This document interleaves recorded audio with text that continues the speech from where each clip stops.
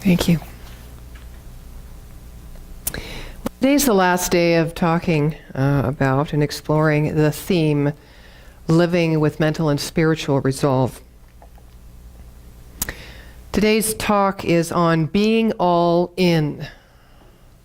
One of my favorite topics, because I often find that I'm often being all out. Now, you can look at in and out in a few different ways. I was driving here today and I went, dang, it is always true. Here I am talking about being all in, giving myself fully into life, and all I want to do lately is pull myself out of life. Isn't that perfect? Now, my second thought was, why do you make talk titles ahead of time? And then I said, my third thought was, because something within you knows exactly what you need to remember, or what you need to integrate, or what you need to reveal, right? So it's all perfect. Nevertheless, I'm hooped. I have to talk about being all in. So, being all in.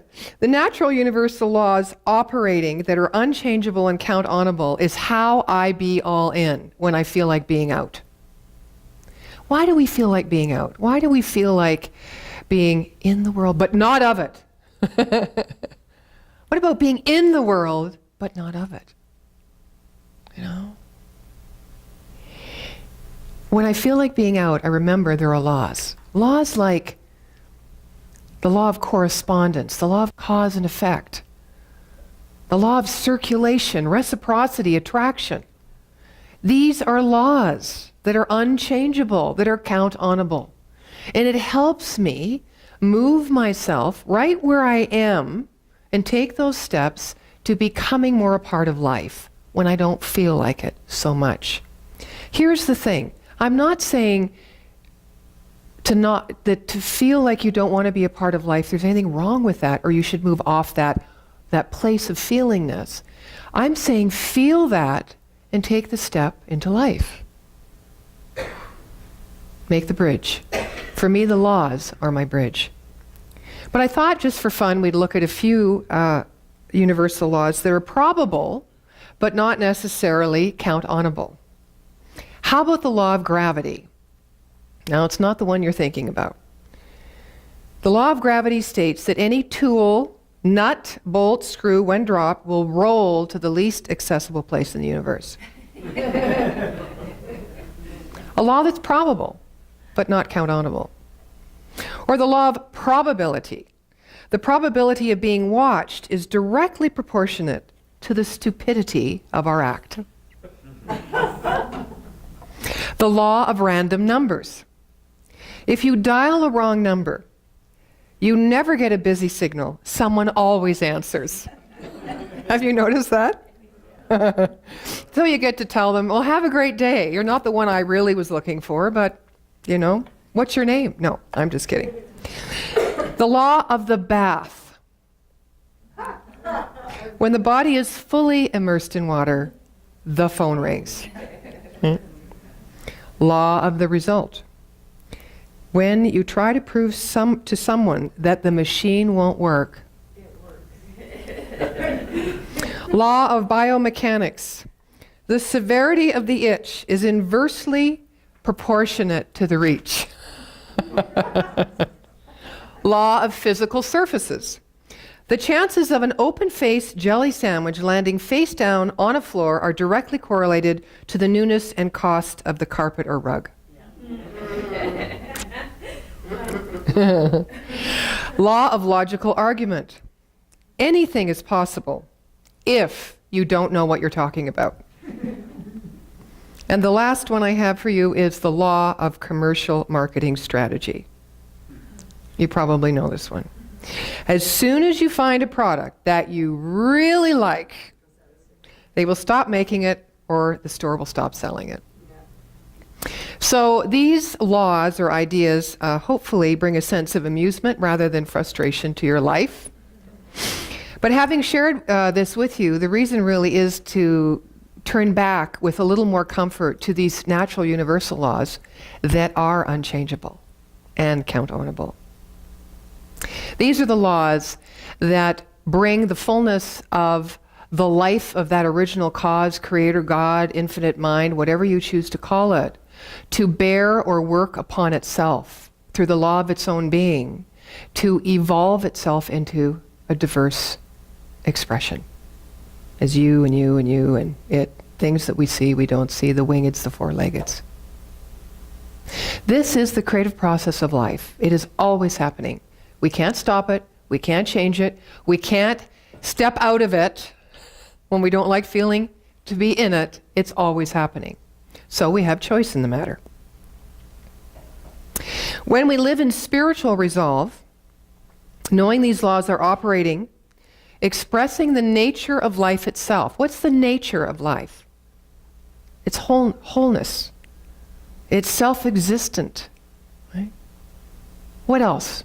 What else is the nature of life? Living. It's living, right. It's always evolving and expanding what has gone before. It's creative. It's intelligent. Right? It's loving. Yeah. So as it moves itself through our own direction of our thought, through our free choice, there is a logical, sequential outcome that happens. Now, it's always going to happen. That's the law of cause and effect. What alters what happens is what we put in to the law of mind, into this infinite intelligence, because it's responsive. It takes what we put in and it just spits it back out. That's why we say, that's what happens in the level of the absolute realm, in the physical realm, right? The invisible to the visible, the unformed to the form. What happens in our own life, in our physical realm, in a relative way, is that the seed of thought that we put in our mind ends up coming out in some form, either a tangible physical form or the form of our experience, right? A lot of people say, well, I didn't get the demonstration I wanted. And sometimes they're solely looking for and trying to observe the tangible demonstration, but they have not observed the feeling shift that has happened within them. That's also a demonstration. Are you more open? Are you more giving? Are you more loving? Are you more expressive of the qualities of God itself, or nature, or life itself? That's a demonstration. And if we're really honest, we look for the thing that we want, but in truth, the thing is going to give us the experience we want. And so let's just look for the experience and let the demonstration be what it is. Ooh. Can we do that? Sure we can, if we choose. So being all in, I'm reading a book by Arlene Dickinson. You know her? Dragon's Den. The only woman on the panel, so naturally I'm interested in her, right? Because she has been an entrepreneur for quite a while, not always a successful one. The book she wrote is called All In, so that attracted me. And she's really talking about how she is now a very successful entrepreneur. And she's written the book for entrepreneurial wannabes. Well, I guess I'm not a wannabe. I've kind of been that way all my life. You know, entrepreneurs have certain characteristics. Number one, they like to be in control. Right? They like to be free.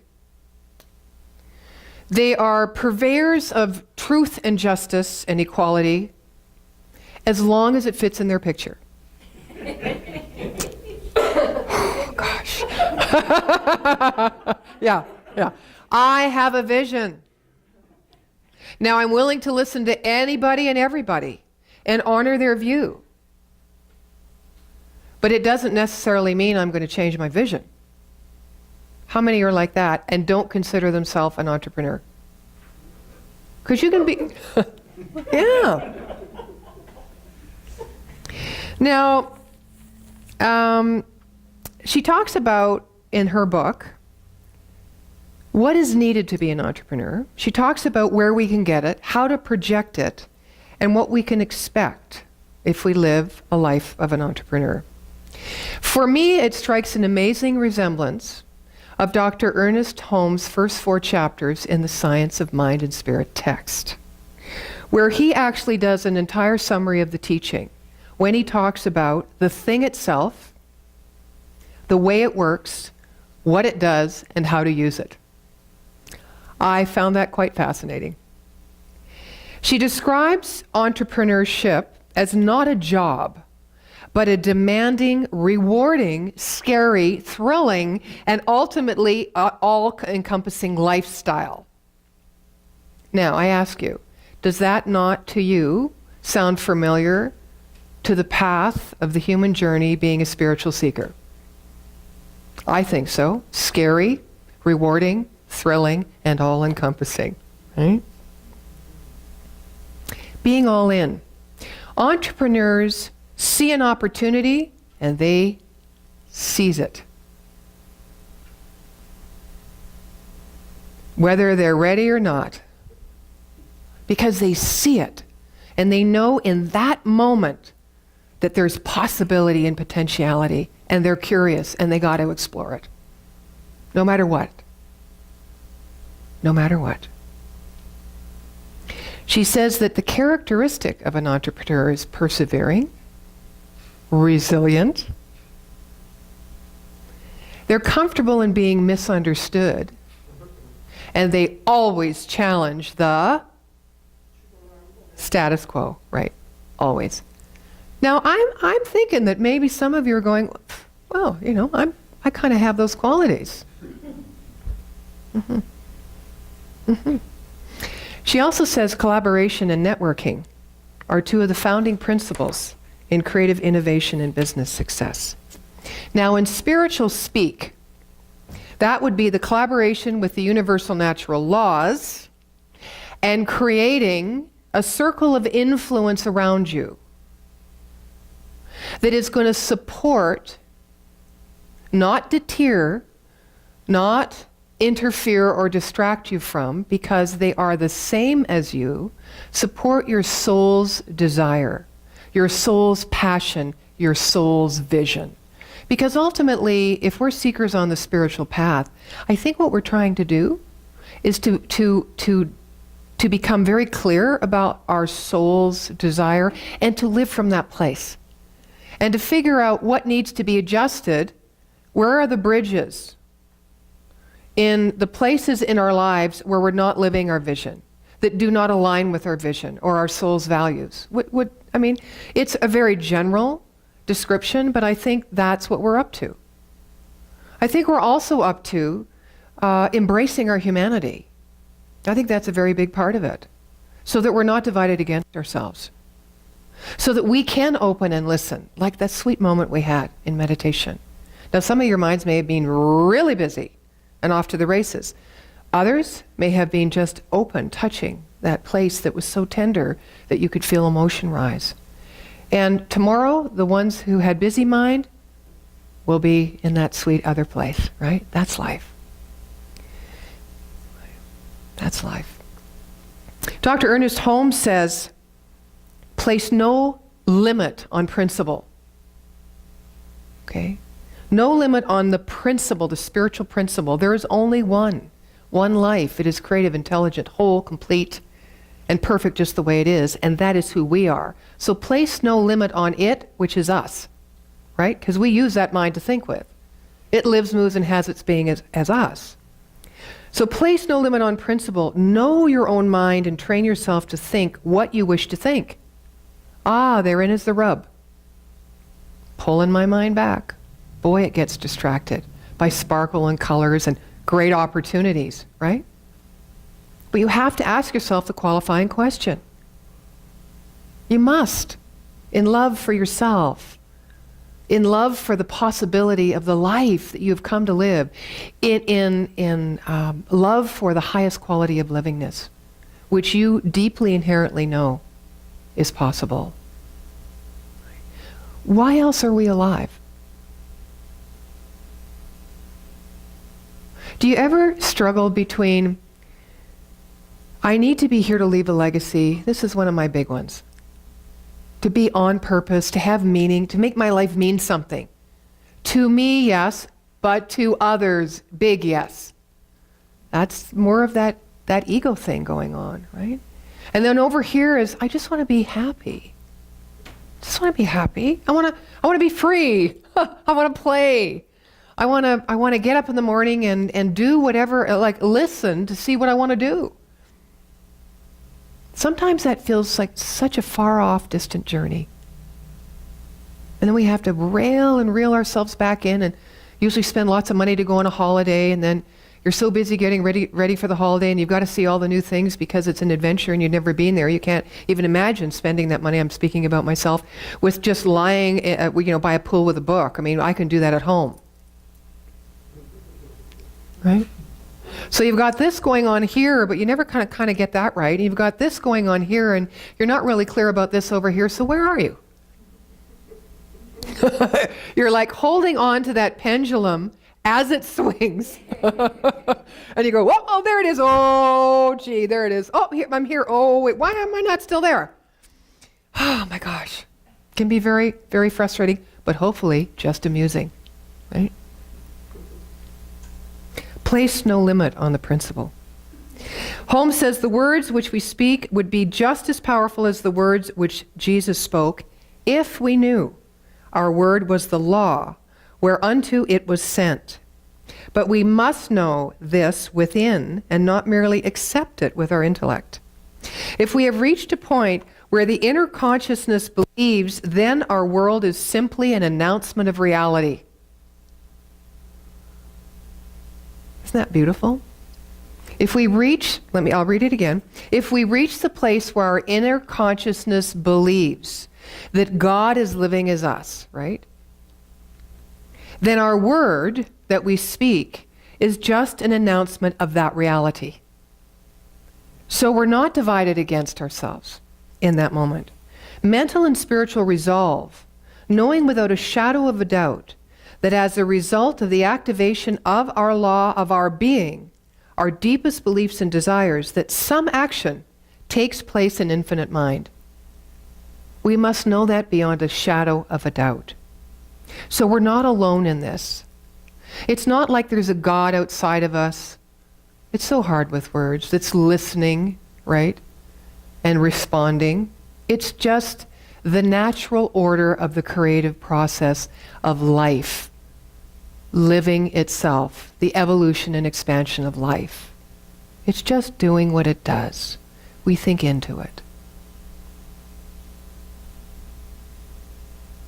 And for those of you who are not maybe as aware of the principles of science of mind or the teaching itself, the metaphor we use is like a wave in an ocean. It's always good to remember. The ocean is God. If you look at an ocean, you can never see its parameters, its depth, its breadth. It's just going on forever. It's infinite. But the wave is you. So people say, well, are you saying that you are God? No, we're saying that God is all that is, which means me as well. So everything that wave is made of, which is whatever the ocean is made of, being God, is what I'm made of. Now, as I think, I move. So as I think, it's like I move a ripple. I put a ripple into consciousness. And that vibration energetically is felt throughout time. That's how it works. Right? So I've changed the ocean by my thought. Beyond a shadow of a doubt, remember how powerful your thought is. He goes on to say that infinite mind is the actor. Now we often say we're the actor, right? But infinite mind is the actor, and we are the announcer. So we write the script, and God plays it out. Now this is always good to remember when you don't remember what your role is, and when you want to change a condition or create something new in your life. Your role is the announcer, the director, the power of your word, your action, your thought, all in alignment with your soul's desires. And then God is the actor. God just plays it out. Infinite mind just takes it and spits it back out, mirrors it back to you. Irrespective if you like it or you don't. If you don't like it, you get to rethink it, right? Not judge it, rethink it. Put a new idea into the original cause, this intelligent mind. When in doubt or fear, think right back to principle. We are always dealing with the absolute, as all there really is God. So I have a Sufi story that you may think you know where it's going as I start telling you, but it kind of takes a little bit of a twist. A certain man believed that the ordinary waking life, as people know it, could not possibly be complete. He sought the real teacher of the age. He read many books and joined many circles, and he heard the words and witnessed the deeds of one master after another. He carried out the commands and spiritual exercises which seemed to him to be most attractive. He became elated with some of his experiences. At other times, he was confused. And he had no idea at all of what his stage was or where and when his search might end. This man was reviewing his behavior one day when he suddenly found himself near the house of a certain sage of high repute. In the garden of that house, he encountered Kadir, the secret guide who shows the way to truth. Kadir took him to a place where he saw people in great distress and woe, and he asked, no, distress and woe. I turned the page, sorry. And he asked who they were.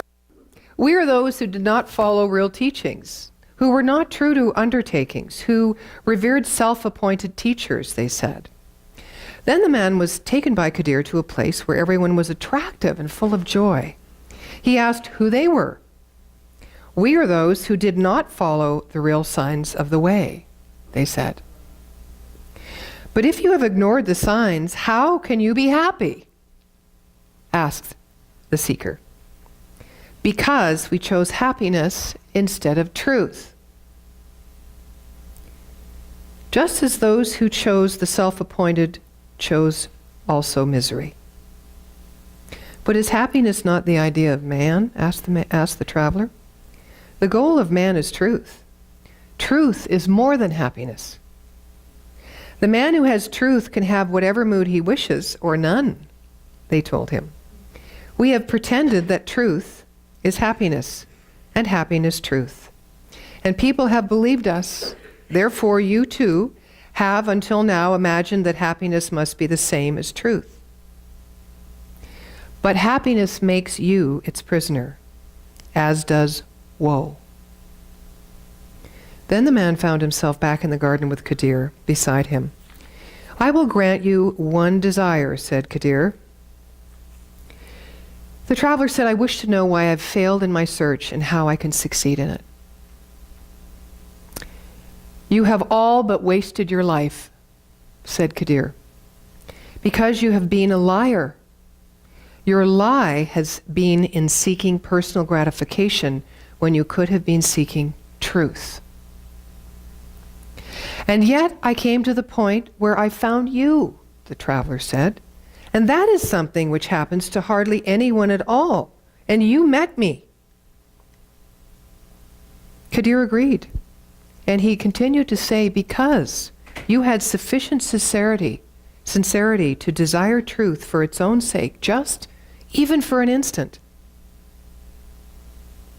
In that single instant, that instant is what made me answer your call. Now the man felt an overwhelming desire to find truth, even if he lost himself. Kadir, however, was starting to walk away, and the man began to run after him. You may not follow me, said Kadir, because I am returning to the ordinary world, the world of lies, for that is where I have to be if I am to do my work. And when the man looked around him again, he realized that he was no longer in the garden of the sage, but standing in the land of truth. How do we recognize truth if we are not in the land of lies?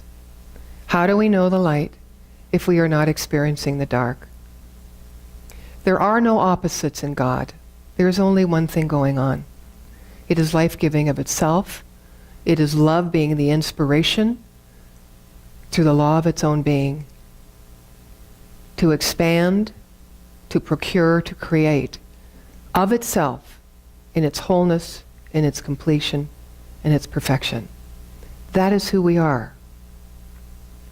When I feel like I want to be outside of life, I'm smart enough to know, just like you are, that you can't be outside of it. Or you would be, well, you wouldn't even be dead because life is eternal. There is no escape, friends. Not even when you die. or come back, if that's what you believe. And why do we want to escape life? Livingness. Save our judgment or our perception of how it should be and how it isn't. When we see lack and limitation, we want to move. Sometimes lack and limitation, or the perception therein, does get the fire under us because we want to change our life. So can you not call that good? Even our perceptions are good, even if they're of lack and limitation. This man was judging himself. You can clearly see that. But what I love about that story is that people search for happiness. They think that's the end goal. But, happiness is just a feeling. You could say it's a state of being is joy. But happiness is an expression and a feeling. And those feelings are impermanent, aren't they? Whether we created our identity just through reacting to that which went on outside in our world, or whether we very mindfully chose how we wish to feel as we went through our day, regardless, our feelings are impermanent. They will return. They're recognizable. We never lose them. But it's ours to know the whole spectrum of what life can be, because we are that complete whole being of the life that created us. That's the point of living. That's the point of living. Now, Arlene says in her book, one of the things that stands in our way of being able to be resilient or persevering or having a life that's thrilling and scary, but just throwing ourselves into it, is that we are divided against ourselves. I gave you an example earlier. Sometimes we think being all in is always standing up for what we think, speaking our, excuse me, I have to take this off, having one of those moments. Speaking our truth at the cost of anybody else. We don't even think of other people. We don't try to make it at the cost of someone else. But sometimes we just need to speak our truth. And sometimes, if it's the first time you spoke it, it doesn't always come out so well. Have you noticed that? It's got a few rough edges. You kind of go, oh, I wish I hadn't have said that one. Or you're starting to immediately watch for the reaction. The reaction you think is going to happen is people are going to go like this. Or, sorry, I gotta go. I got an appointment, Nevertheless, pursue. But sometimes being all in means pulling back and being silent so both parties can move forward. Right? Now, if you're not all in, meaning, here's another meaning of being all in, being present where you are. How about that one? That may sound a little easier, but when you try to do it, it's not always that easy. But it is possible. So being present where you are. Sometimes we pull back also and not stand in our truth because we're so used to repressing ourselves, our voice. We just don't. And we're so used to aspiring to others who we think are those that know, that we measure ourselves and we come up with not such a good measurement on the scale, so we just zip it. And we're never known. Most of you know that one of my careers that led me to ministry actually was clowning. And when I was in the room of Red Skelton in the Westin Hotel back in 1986, 5, 6, somewhere along there. I came as Louis the Clown in full face. I'd met him the night before when he was performing at the Jubilee as me, but I'd forgotten to get a picture with him, and I was mortified because I thought no one would believe me, you know. So I went to his hotel. I got his room number. Don't ask me how. And I arrived at the door, and he opened the door, and he said to me, "Dear heart, you're in your makeup tonight." Like this. So he invited me in, and I sat on his bed, and he had candles. I'm digressing, but I have to share this with you. He had like old steamer trunks, and he had candles in the room, and he had some of his paintings that he was working on because he painted clowns, and he had an old Underwood typewriter on his bed with reams of paper around because he writes his material. And I did get him to take a picture in the bathroom. Right? So he's standing there with his big cigar and the toilet seats up, and he said, "Now don't tell people where we were." I thought, how am I going to avoid this? But here's the thing he said to me, which is the point of the story. He said, "Do not die without being known." And now I was a clown. And one of the things about clowning for me, and why I did it for so long, was because I was able to express my feelings, all of me, let all of me out, because I had a mask, right? It was safe. And in doing that, I got to experience feelings I had never experienced before. And I got to see that our emotions were like a wheel. A cycle, just like life. You know, after winter, right? What comes? Spring. After spring, summer comes. You know, after we're in grief, what comes? Right? And there are variations of not feeling good. If you look at grief, there's maybe rejection or feeling dejected. Maybe there's frustration that brings you to a place of sadness, that brings you to a place of grief, but you know, once you hit the deepest, most intense place of that feeling, it shifts like that, because you can't go any further in that feeling, but it just transmutes itself, just like the seasons do, just like our life does. And so I never knew that before I clowned. I never knew that I could be angry or frustrated or sad or in pain and not be stuck there for the rest of my life. So that was a huge learning for me. It freed me. It freed me. So he said, don't die without being known. And he said, and what he was referring to, in addition to that, was take your makeup off. Because I was a white face, you know? Huge nose, eyelashes, hair, crazy hair. Like no one would know it was me. I was very clear. Nobody could tell it was me. Every part of my skin was covered up. Traditionally, clowns do that. So you don't see the human being, but you see and feel the humanity. Because clowns are mirrors of us. But they take themselves lightly. Yeah. So he said, take your makeup off. Let yourself be known. And that has been my personal journey as a minister. So being all in really is not that scary a proposition for me. And there are times when I don't really want to show up like I am because I don't think there's any great value to it. I learned as a clown, even if you're frustrated or angry or miserable, there's value in you showing up. Because someone is going to see themselves in you and know that they are not alone. Show up. Be all in. All the time. Whether you decide to be an entrepreneur in your business life or not, you are one. All human beings seek truth and freedom. They seek spontaneity, seize an opportunity. They're curious. They live in wonder and awe. They want their heart to be known. This is a journey that none of us need to escape from. perhaps just taking ourselves a little more lightly in it. And so it is.